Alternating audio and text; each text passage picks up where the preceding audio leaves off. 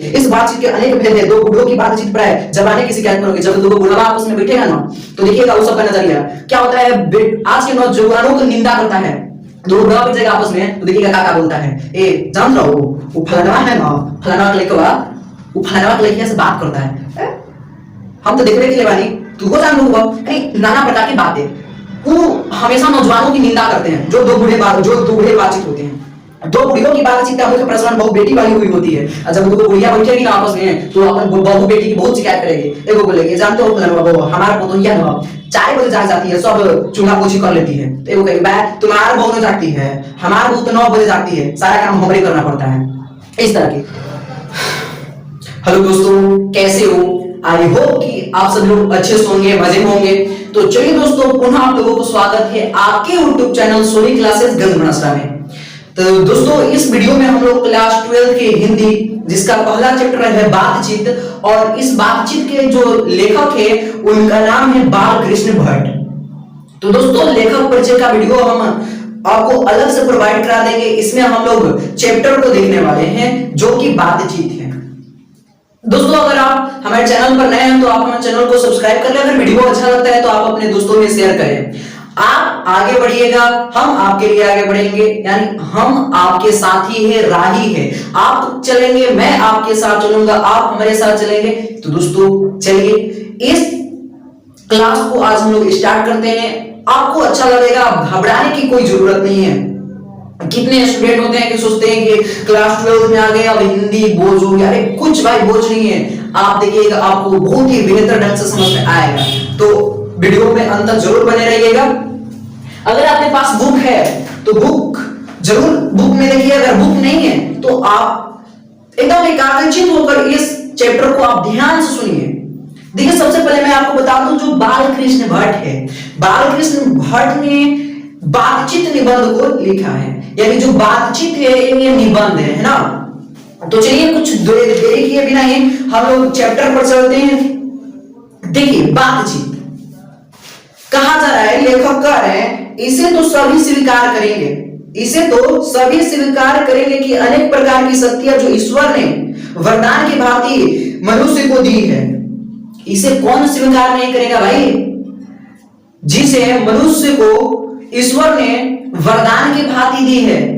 आपको ईश्वर ने बहुत सारी शक्ति दी है, बोलने की शक्ति, चलने की शक्ति, सुनने की शक्ति, उसमें भी एक वाक शक्ति है जो आपके लिए बहुत जरूरी है। वाक शक्ति के बिना अगर आप बोल नहीं सकते हैं तो आप सोचिए आपकी जिंदगी किस प्रकार है।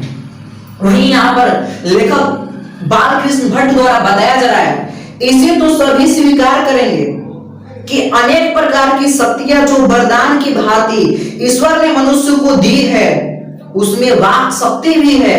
वाक शक्ति कहने का मतलब बोलने की शक्ति। यदि मनुष्य की और इंद्रियां अपनी अपनी शक्तियों में अवकृत रहती और वाक शक्ति मनुष्य में न होती, हम नहीं जानते कि इस गूंगी सृष्टि का क्या अल्प होता। यहाँ पर लेखक कह रहे हैं मनुष्य के अंदर सभी शक्तियां होती, मान लेते हैं कि अगर उसके अंदर वाक शक्ति न होती तो इस गूंगी सृष्टि में पता नहीं हम लोगों का हाल क्या होता। सब लोग लुंज पुंज से मानो कोने में बैठा दिए गए होते, और जो कुछ सुख का अनुभव हम अपनी दूसरी इंद्रियों के द्वारा करते हैं उसे वाक होने के कारण आपस में एक दूसरे से कुछ कह सुन नहीं सकते हैं।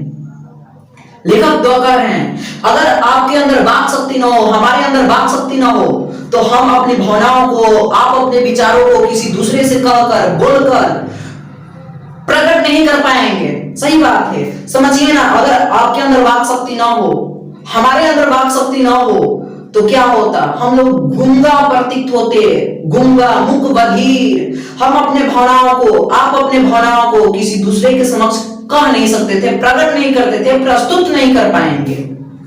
तो समझिए, वाक शक्ति है जिसके माध्यम से ही हम बोल पाते हैं, अपने भावनाओं को प्रकट करते हैं। इस वाक शक्ति के अनेक फायदों में स्पीच, वक्तृता और बातचीत दोनों हैं। वाक शक्ति के अंतर्गत दो आते हैं, एक तो बातचीत आता है और एक अस्पृश्यित। यानी वाक शक्ति के अनेक फायदों में स्पीच, वक्तृता और बातचीत दोनों हैं। अब देखिए यहाँ पर लेखक जो है वाक शक्ति को 2 भागों में बांट रहे हैं। पहला, एक तो वाक शक्ति जो है स्पीच और बातचीत। अब देखिए यहां पर किंतु स्पीच से बातचीत का ढंग ही निराला है, किंतु स्पीच से बातचीत का जो ढंग है निराला है। बातचीत में वक्ता को नाज नखरा जाहिर करने का मौका नहीं दिया जाता है कि बड़े बड़े अंदाज में गिनकर पांव रखता हुआ पुलपिट पर जा खड़ा हो और पुण्य वाचन या नांदी पाठ की भांति घड़ियों तक साहबान मंजलिस चेयरमैन लेडीज एवं जेंटलमैन की बहुत सी स्तुति करे करवावे। लेकिन यहाँ पर लेखक कर रहे हैं जो वाक शक्ति है वो दो प्रकार की होती है, एक होती है बातचीत और एक होती है स्पीच। स्पीच क्या होता है? स्पीच में व्यक्तियों को नाच नाखरा करना पड़ता है। स्पीच यानी भाषण, आप लोग दिए होंगे। भाषण में क्या होता है? बड़ा पुलपिट पर कोई व्यक्ति होता है, पुलपिट मतलब स्टेज पर पांव रखता हुआ धीरे धीरे जाता है और माइक लेके बोलता है, हेलो लेडीज मैन और जेंटलमैन, फलाना कुमार की तरफ से आपका स्वागत। मतलब बहुत सारी चीजें होती है, बातचीत में नहीं, स्पीच में। यानी स्पीच से जो है बातचीत करने का ढंग ही निराला है। बातचीत में ये सब सारे झंझट नहीं है। देखिए यहाँ पर संगाज मजलिस चेयरमैन लेडीज एवं जेंटलमैन की बहुत सी स्तुति करे करवावे और तब किसी तरह वक्तृता का आरंभ करे। अब नांदी पाठ क्या होता है? कोई भी हम लोग शुभ कार्य करते हैं तो शुभ कार्य करने से पहले जो हम लोग स्तुति करते हैं ऊपर को बोलते हैं नांदी पाठ। तो आपके ऑब्जेक्टिव में यहां से क्वेश्चन पूछा गया है कि नांदी पाठ क्या है? तो पुण्य तिथि वाचन यानी कोई भी शुभ कार्य करने से पहले जो हम लोग स्तुति करते हैं वही होता है नांदी पाठ। आगे देख लेते हैं हम लोग। जहां कोई मर्म या लोक की चुटकी बात करना महाशय के मुख से निकली कि ताली ध्वनि से कमरा गूंज उठता है। और जो स्पीच होता है, स्पीच में ताली की गुंजाइश होता है। आपको उस प्रकार की बातें बोलनी पड़ती है जिससे सुनने वाले के अंदर जोश उत्पन्न हो जाए। लेकिन बातचीत में इस तरह के कुछ नहीं होता है। आगे देख लीजिए, इसलिए वक्ता को खामखा ढूंढकर कोई ऐसा मौका अपनी वक्तृता में लानी पड़ती है जिसमें करातल ध्वनि अवश्य हो। अरे खामोखा वो जो वक्ता है उस वक्ता के मुख पर ऐसी शब्द लाना पड़ता है जो सुन रहा है, सुन रहा है श्रोता लोग है वो क्या करे, ताली पीटे बजाए। इस बात का है। वहीं हमारी साधारण बातचीत का कुछ ऐसा घरेलू ढंग है, वहीं यहाँ पर लेखक कर रहे हैं, वहीं हमारी साधारण बातचीत का कुछ ऐसा घरेलू ढंग है कि उनमें न करतल ध्वनि का कोई मौका, न लोगों के कहकावे उड़ाने की कोई बात रहती। हम दो आदमी प्रेम पूर्वक संलाप कर रहे हैं, कोई चुटकी बात आई गई हंस पड़े। हम दो व्यक्ति प्रेम पूर्वक संलाप कर रहे हैं, कोई चुटकी बात आई बस हम लोग हंस पड़े। आगे देखिए, मुस्कुराहट से ओठों का केवल फड़फड़ा उठना ही इस हंसी की अंतिम सीमा है। स्पीच का उद्देश्य सुनने वालों के मन में जोश और उत्साह पैदा करना होता है। और जो स्पीच होता है, स्पीच का उद्देश्य होता है कि श्रोतागण के अंदर की जो भावना है उसको उत्तेजित किया जाए, यानी उसको मोटिवेट किया जाए। लेकिन बातचीत में कुछ ऐसा नहीं होता है। यही हमारा बालकृष्ण भट्ट जी कह रहे हैं। आगे देख लीजिए, घरेलू बातचीत मन रमाने का ढंग है। ये जो घरेलू बातचीत है मन रमाने का ढंग है ना, इसमें स्पीच की वह संदगी बेकार तो धक्के खाती फिरती है। इसमें स्पीच नहीं आ पाती है भाई, स्पीच नहीं आती है। आगे देखिए, जहां आदमी की अपनी जिंदगी मजेदार बनाने के लिए खाने पीने चलने फिरने आदि की जरूरत है, वहां बातचीत की भी उसको अत्यंत आवश्यकता है। जिस प्रकार व्यक्ति को जिंदगी जीने के लिए खाना पीना चलना फिरना है, उसी में एक बातचीत भी है। जब तक से व्यक्ति बात नहीं करता है तब तक से उसके अंदर क्या चल रहा है आप नहीं बता पाएंगे। और देखिए, जो कुछ मवाद या धुआं जमा रहता है वह बातचीत के जरिए बनकर निकल पड़ता है। अरे जो भी दुख दर्द हमारे अंदर दबा रहता है, सीने में जो भी दबा रहता है, बातचीत करने के बाद वह धुआं बनकर निकल पड़ता है। ये ऑब्जेक्टिव में आपके क्वेश्चन दिखाई देगा कि जो कुछ मवाद या धुआं जमा रहता है वह बातचीत के जरिए बात बनकर निकल पड़ता है। यानी किसके जरिए दोस्तों? तो बातचीत के जरिए। चित्त हल्का और स्वच्छ और परम आनंद में मन है हो जाता है। बातचीत का भी एक खास तरह का मजा होता है। यानी बातचीत करने के बाद चित्त हल्का हो जाता है, मन हल्का हो जाता है। बातचीत का भी एक खास तरह का मजा होता है। जिनको बातचीत करने की लत पड़ रही है पड़ जाती है वे इसके पीछे खाना पीना भी छोड़ बैठते हैं। अरे सही बात है दोस्तों, जिसको बातचीत करने की लत लग जाती है वह इसके पीछे खाना पीना सब छोड़ जाते हैं। क्यों बज रहा है सारा सब चीज भूल जाते हैं। अब यहाँ पर अपना बड़ा हर्ज करना देना उन्हें पसंद आ जाता है, अपना बड़ा से भी बड़ा खुशी त्याग कर देते हैं सिर्फ बातचीत के लिए। जिस व्यक्ति को बातचीत करने की आदत लग गई, जिस व्यक्ति को बातचीत, देखिएगा अभी में से बहुत सारे लोग होते हैं अगर किसी से बातचीत कर रहे हैं तो देखिएगा एकदम आदत, उसकी आवाज सुनने बिना आपको रहा नहीं जा सकता, उससे आपको बतिए बिना रहा नहीं जा सकता है। वही होता है बातचीत। पर वे बातचीत का मजा नहीं खोना चाहते, अपना बड़ा से भी बड़ा खुशी त्याग देंगे, लेकिन वे बातचीत की मजा को खोना नहीं चाहते हैं। रॉबिन्सन क्रूसो का किस्सा बहुत लोगों ने पढ़ा होगा। आप लोगों ने रॉबिन्सन क्रूसो की किस्सा सुना होगा, जिसे 16 वर्ष तक मनुष्य का मुख देखने की भी नहीं मिला था। दोस्तों रॉबिन्सन क्रूसो एक ऐसा व्यक्ति था जिसे मनुष्य का मुख 16 वर्षों तक नहीं दिखा था। यह ऑब्जेक्टिव में क्वेश्चन आता है कि किस व्यक्ति ने 16 वर्ष तक मनुष्य के मुख नहीं देखा था, तो रॉबिन्सन क्रूसो ने। सभी लोगों को समझ में आ रहा है ना। कुत्ता बिल्ली आदि जानवरों के बीच में 16 वर्ष के उपरांत उसने फ्राइडे के मुंह से बात सुनी। रॉबिन्सन क्रूसो जो था जंगली जानवरों के बीच पलता था, 16 वर्षों तक वो जंगली जानवरों के बीच पला और 16 वर्ष के बाद फ्राइडे के मुंह से एक बात सुनी। यह भी उसने अपनी जंगली बोली में कहा था, पर उस समय रॉबिन्सन को ऐसा आनंद हुआ मानो उसने नए सिरे से फिर से आदमी का चोला पा लिया। वो रॉबिन्सन क्रूसो जो था फ्राइडे के मुंह से एक बात सुनकर उसे इतना ना आनंद हुआ कि मानो फिर से वो एक मनुष्य का चोला जी लिया। इससे सिद्ध होता है कि मनुष्य की वाक शक्ति में कहां तक लुभा लेने की ताकत है। इससे सिद्ध होता है कि मनुष्य की बातचीत से कहां तक से सुलभ, मनुष्य की वाक शक्ति में कहां तक लुभा लेने की ताकत होती है। अरे सुने होंगे कि यही मुहवा पानो खाता है और यही मुहवा जूतो खाता है। सब मुहवी क्या दोष है? जैसा आप वचन बोलिएगा, जैसा आप बातचीत करिएगा, सामने वाला ठीक वैसे ही आपका जवाब देगा। तो आप अच्छा से बोलेंगे तो कोई आपको अच्छा से बोलेगा, नहीं तो आप समझ ही रहे हैं समाज है। तो यहाँ पर देखिए जिनसे केवल पत्र व्यवहार है, अरे जिनसे व्हाट्सएप पे चैटिंग किए, खाली पत्र व्यवहार की हुआ है, कभी एक बार भी साक्षात्कार नहीं हुआ, उन्हें अपने प्रेमी से बात करने की कितनी लालसा रहती होगी। अरे समझिए ना, आप हमेशा व्हाट्सएप पे चैट करते रहते हैं, आपने उसको कभी देखा नहीं, उससे बात नहीं किया। मान लीजिए आपको उसके सामने बैठा दिया जाए तो आप कौन सा आनंद पाइएगा? वही कहा जा रहा है, जिसने केवल पत्र व्यवहार है, कभी एक बार भी साक्षात्कार नहीं हुआ, उन्हें अपनी प्रेमी से बात करने की कितनी लालसा रहती है।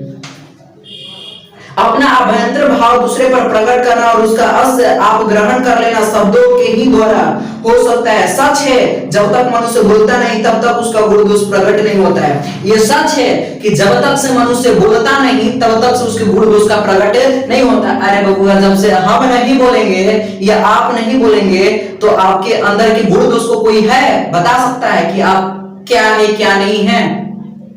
आप ही सुने होंगे, आपके कोनो मित्र होगा, आपके घर आया होगा तो आपके मम्मी पापा बोल रहे होंगे, देख बबुआ, वो जो फलानवा के संग आया था ना, वो फलानवा तुम्हारे लिए अच्छा नहीं है, उसके चाल चलन से हमने बता दिया था।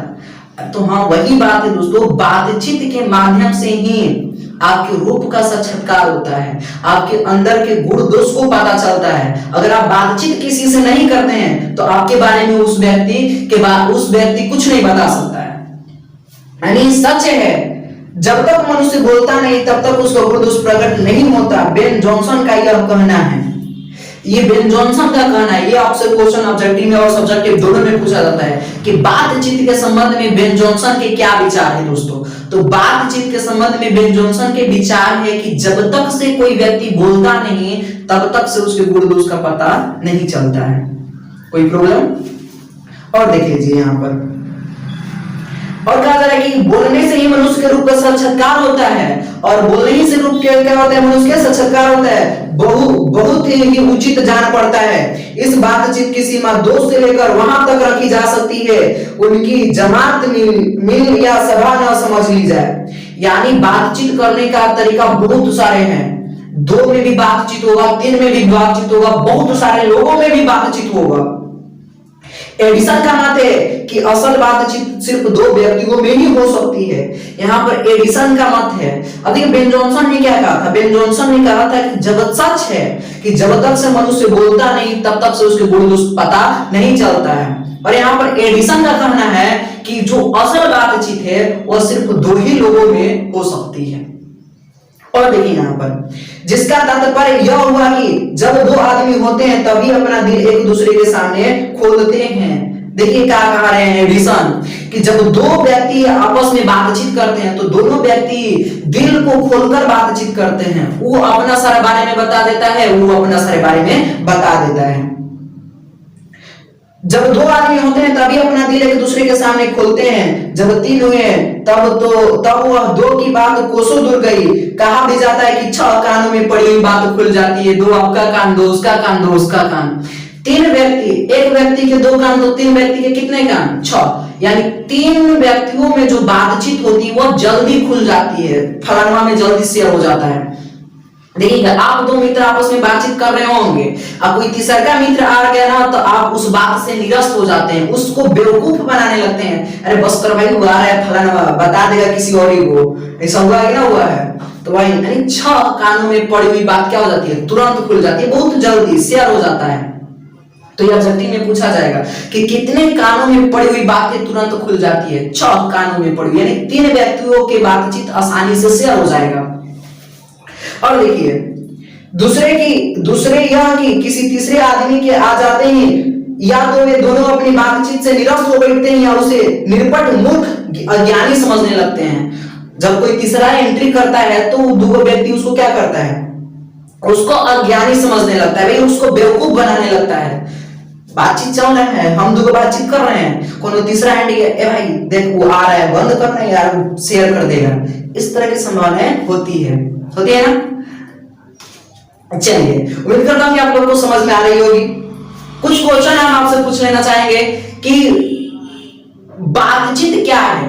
बातचीत क्या है बताइए, बातचीत क्या है? तो बातचीत क्या है? कला प्रवृत्ति है, बातचीत करने की तरीका है, ठीक है। बातचीत शीर्षक क्या है? तो बातचीत जो शीर्षक है निबंध है।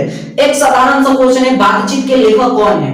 बातचीत जो है निबंध और लेखक कौन है? तो मैंने शुरू में आपको बताया था बालकृष्ण भट्ट है। रॉबिन्सन क्रूसो कौन था? तो रॉबिन्सन क्रूसो जंगली जानवरों के बीच पालने वाला एक व्यक्ति था जिसने 16 वर्ष के बाद फ्राइडे के मुंह से एक बात सुनी। एक क्वेश्चन और है, बेन जॉनसन का क्या संबंध है बातचीत के बारे में? यानी बातचीत के संबंध में बेन जॉनसन ने क्या राय है? तो जब तक से कोई व्यक्ति बोलता नहीं तब तक से उसके रूप का साक्षात्कार नहीं होता है। सच है, जब तक कोई व्यक्ति बोलेगा नहीं तब तक से उसके रूप के साक्षात्कार नहीं होगा। ये किसका कहना है? बेन जॉनसन का। और एडिसन ने क्या कहना है कि असल बातचीत सिर्फ 2 लोगों में ही हो सकती है। और देखिए यहाँ पर, और ये भी क्वेश्चन है कि कितने कानों में पड़ी हुई बात खुल जाती है? तो 6 कानों में पड़ी हुई बात तुरंत खुल जाती है। और देख लीजिए यहाँ पर, जैसे गर्म दूध और ठंडे पानी के 2 बर्तन पास पास सटा के रखे जाए तो एक का असर दूसरे में पहुंचता है, अर्थात दूध ठंडा हो जाता है और पानी गर्म। वैसे ही 2 आदमी पास बैठे हो तो एक का गुप्त असर दूसरे पर पहुंच जाता है, चाहे एक दूसरे को देखा भी नहीं तब बोलने को कौन कहे। एक के शरीर का विद्युत दूसरे में प्रवेश करने लगती है।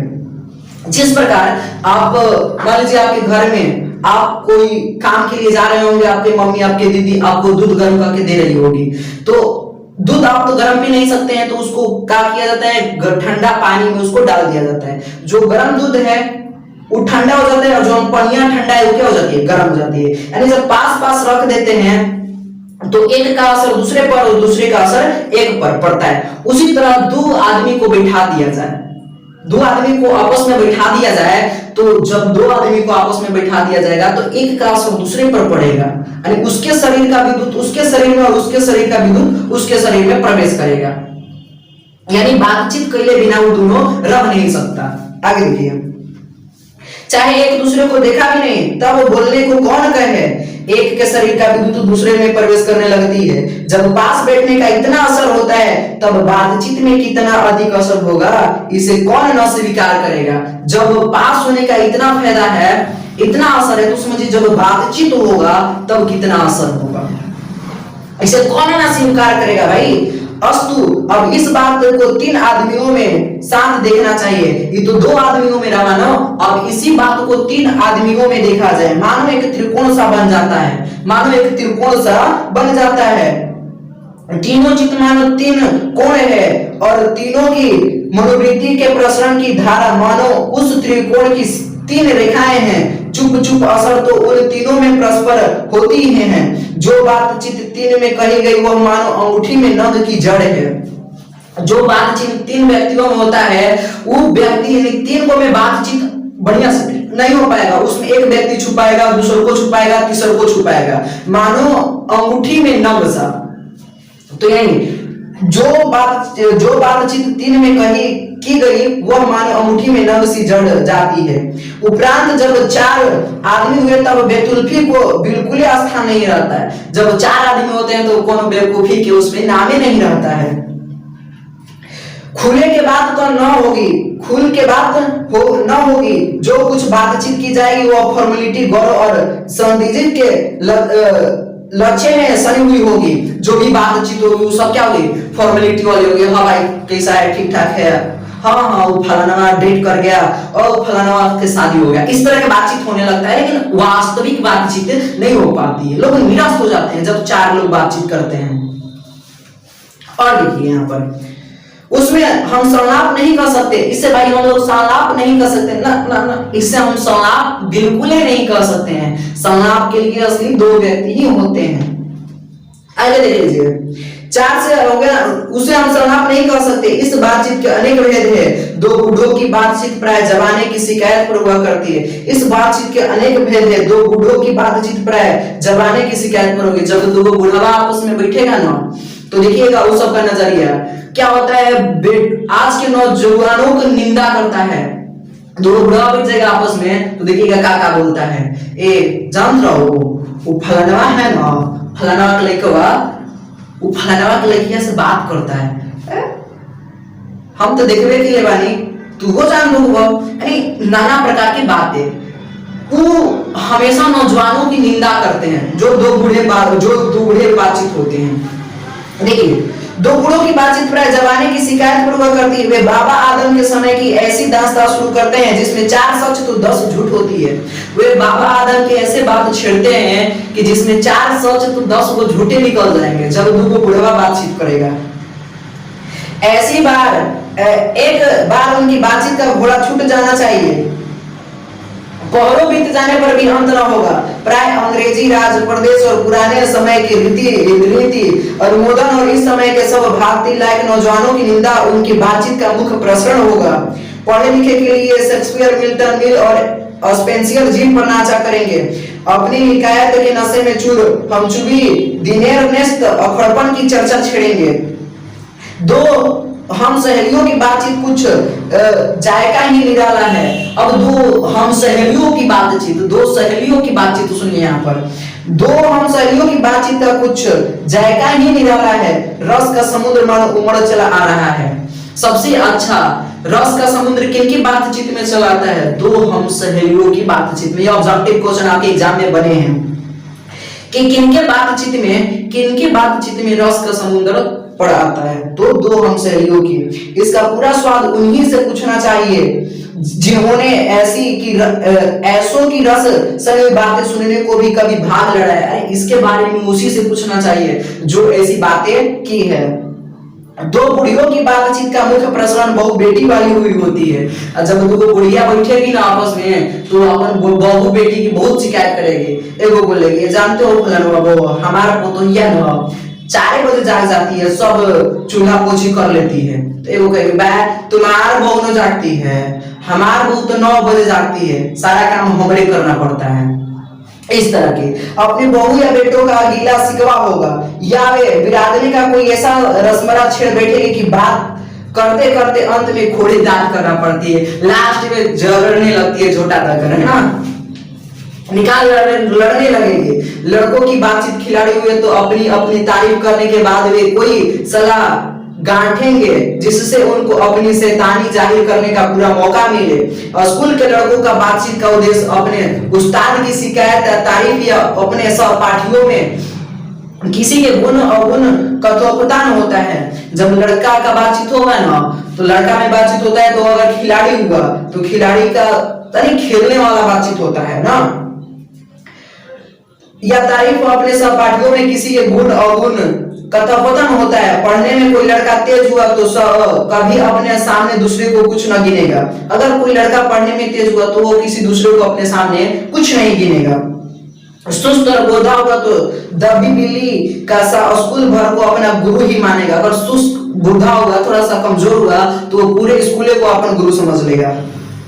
इसके अलावा बातचीत की और बहुत सी किस्से है। राजकाज की बातचीत, व्यापार संबंधी बातचीत, दो मित्रों में प्रेम लाभ इत्यादि। हमारे देश में अशिक्षित लोगों में बतकही होती है। जो हमारे देश में लोग हैं अशिक्षित लोग, उसमें बातचीत नहीं बतकही होती है। बतकही, ध्यान दीजिएगा इस बात को।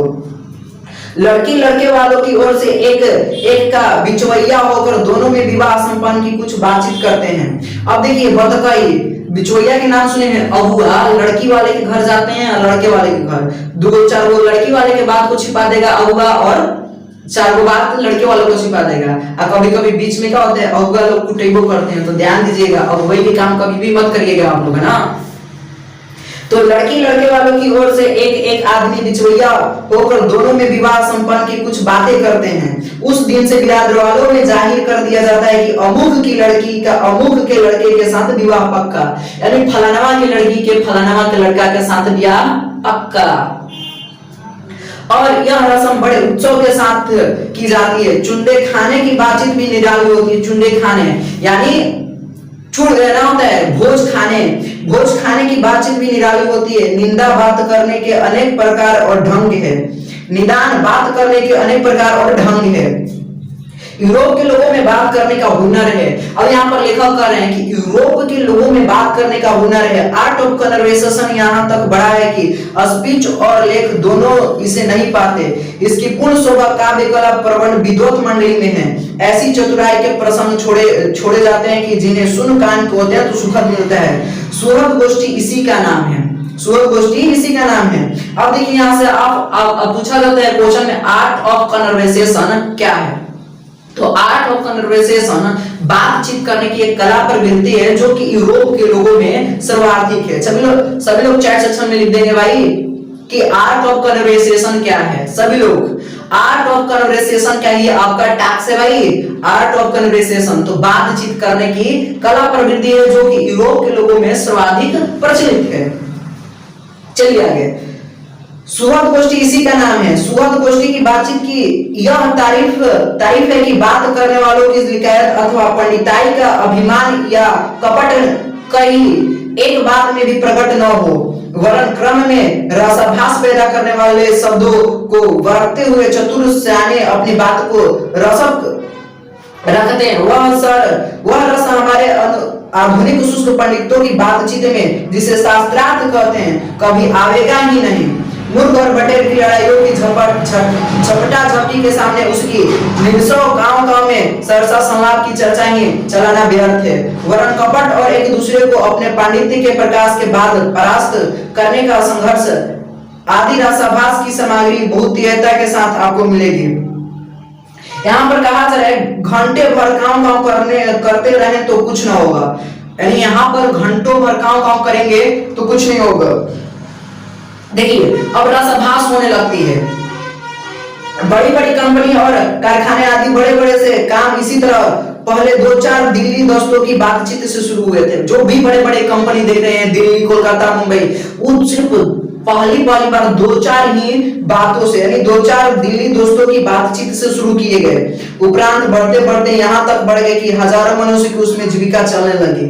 बढ़ते बढ़ते इतना बढ़ गई कि उसमें हजारों मनुष्यों की जीविका चलने लगी और साल में लाखों की आमदनी होने लगी। 25 वर्ष के ऊपर वालों की बातचीत अवश्य ही कुछ न कुछ गर्भित होगी, अनुभव और दूरदर्शी की खाली न होगी। और 25 से नीचे वाले की बातचीत में अनुभव, दूरदर्शिता और गौरव नहीं पाया जाता है। कहा जा रहा है 25 वर्ष से अधिक वालों की बातचीत को वैल्यू दिया जाता है, जबकि 25 वर्ष से कम लोगों की बातचीत को वैल्यू नहीं दिया जाता है। 25 वर्ष से अधिक वाले की बातचीत में क्या होता है, अनुभव की बातें होती है, जबकि 25 वर्ष से कम वाले की अनुभव की बातें नहीं होती, यहाँ पर कहा जा रहा है। पर इसमें एक प्रकार का ऐसा दिल भरा है कि ताजगी रहती है, जिसकी मिठास उससे 10 गुना बढ़ी चली जाती है। लेकिन 25 वर्ष से कम लोगों की बातचीत में क्या होती है, मिठास होती है।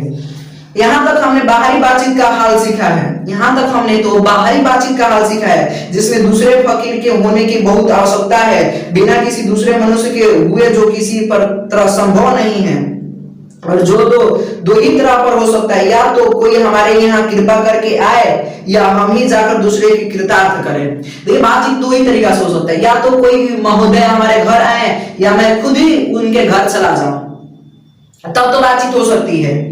पर यह सब तो दुनियादारी है, जिसमें कभी कभी रसाभास होते देर नहीं लगता, कभी कभी इसमें रसाभास होते देर नहीं लगता, क्योंकि जो महाशय अपने यहाँ पधारे उनकी पूरी दिलजोई न हो सकी तो शिष्टाचार में त्रुटि है। जो महोदय हमारे घर पधारे, अगर उनका मानजान बढ़िया से न हुआ तो हमारे सिस्टम में गलती है। हम वहां पर उनके यहाँ गए, अगर हमारे मन की बात उनके घर नहीं हुआ, हमारा वहां पर स्वागत नहीं हो पाया, तो उनके शिष्टाचार में गलती है, तो गलत बात है भाई। आगे देख लीजिए, अगर हम उनके यहाँ गए तो पहले तो बिना बुलाए जाना ही अनादर का मूल है। पहले तो बिना बुलाए कहीं जाना नहीं चाहिए, अनादर का मूल है। और जाने पर अपने मन माफिक बर्ताव न किया जाए तो मानो दूसरे प्रकार का नया घाव हुआ। इसलिए सबसे उत्तम प्रकार बातचीत करने का हम यही समझते हैं कि हम वाक शक्ति अपने में पैदा कर सके कि अपने आप बात कर लिया करें। अब ये जो लेखक है बता रहे हैं कि असली बातचीत करने का जो तरीका है, जो ढंग है, वह अपने अंदर एक शक्ति विकसित कीजिए जिसे वाक शक्ति बोलते हैं। देखिए यहाँ पर वह शक्ति अपने में पैदा कर सके कि अपने आप बात कर लिया। हमारी भीतरी मनोवृत्ति प्रतीक्षा नए नए रंग दिखाया करती है। वह पंचात्मक संसार का एक बड़ा भारी आईना है, जिसमें जैसी चाहो वैसी सूरत देख लेना कुछ दुर्घटना की बात नहीं है। हमारा जो हृदय है एक आईना की तरह है। हम अपने हृदय में आपको जैसा देखेंगे आपको वैसा दिखाई देंगे। आपके हृदय में हम कैसा दिखाई दे रहे हैं वो आप जान रहे हैं। तो ये सच है।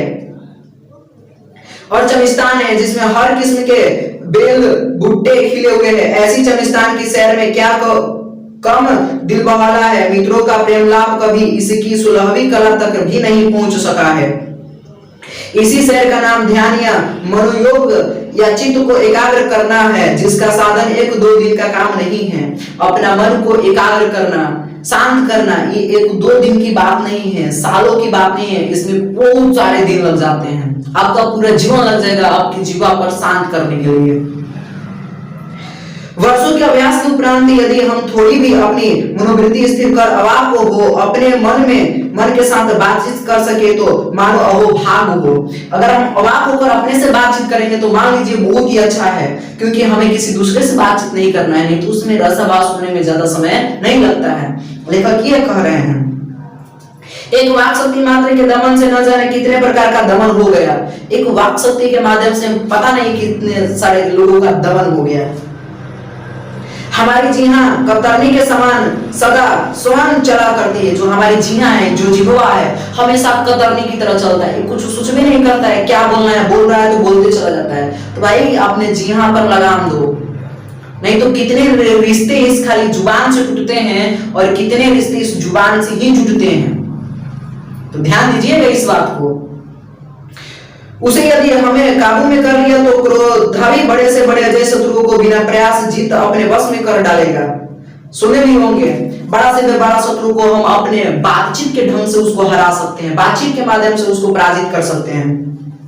इसलिए वाक रहने अपने बातचीत करने का यह साधन यावत साधनों का मूल है। शक्ति परम पूज्य मंदिर है, परमात्मा का एकत्र सोपान है। यानी ये जो है चैप्टर दोस्तों एंड हुआ। उम्मीद करता हूं कि आपको ये चैप्टर अच्छा लगा होगा। तो कुछ क्वेश्चन है जो कि आप कमेंट करके बताइएगा। रॉबिन्सन क्रूसो कौन थे? कमेंट करके अवश्य बताइएगा रॉबिन्सन क्रूसो कौन थे।